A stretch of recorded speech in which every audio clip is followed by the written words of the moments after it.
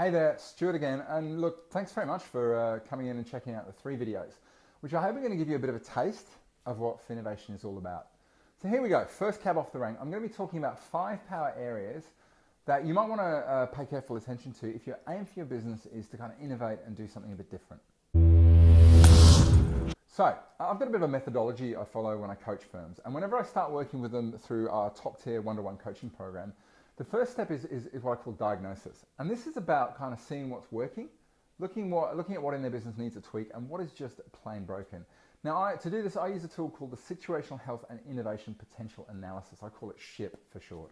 And if you want to check out what that looks like, we have a light online version that you can check out at shipanalysis.com.au. Anyway, here's the thing. The analysis actually looks at 15 different areas of an advice business. And depending on what a business is actually looking to do, the analysis lets you know what you need to prioritize to work on, and frankly, what can wait. And all the areas all the 15 areas are actually detailed in the book as well. However, if your game is to innovate, there are 5 of these 15 areas that really matter.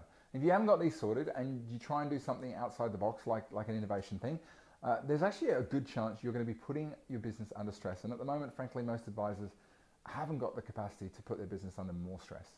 So those 5 areas are as follows. The first one is vision. And the bottom line on this is if you don't have a clear idea of what you're trying to do, in other words, big picture, you're going to open yourself and your team and your business to racing down unintended rabbit holes of dead opportunity. So having that sort of lighthouse on the horizon is really key. The second is culture. And the easiest way I can say it is if you haven't got that spark in your office, that kind of X factor, the chances of doing anything new fall by a factor of 100. So that's a key focus area. Third in line comes talent.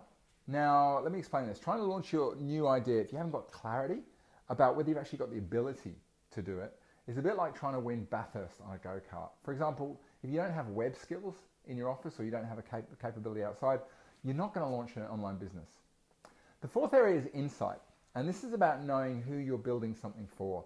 Now, the simplest way to launch a business is actually to look for an existing problem and solve it better than others, rather than try and come up with a killer idea. But to do this, it needs you to have an ability to understand the problem at a very deep and often emotional level, and therefore also understand the people who experience the problem. So the thing is, if you're going to innovate, your path is going to be infinitely simpler if you ask these questions to begin with, rather than try and visit them later on. The final power innovation area is implementation. Now, getting it done is probably about 95% of the challenge when you're launching a new offer. So simply speaking, if you've got a business that's good at coming up with ideas and work, but you're really poor at putting it to bed, and you've got innovation on the radar, then this is going to be a potential anchor for your business. So that's the 5 power areas. And I want to ask you, how are you looking in each of these? What would you give yourself a rating for? Are you potentially missing something? If you are, then I'd suggest sit down and work out how to solve that issue first before you set the business off on a new direction. And there really is benefit from taking time early on to make sure you got these ducks lined up rather than just launching. Okay, that's number 1. Next up, I'm going to talk to you about how to actually find great innovation opportunities. And the best way I can explain it, we're going to look for those great ideas that are hidden in plain sight. So see you in the next video. Cheers.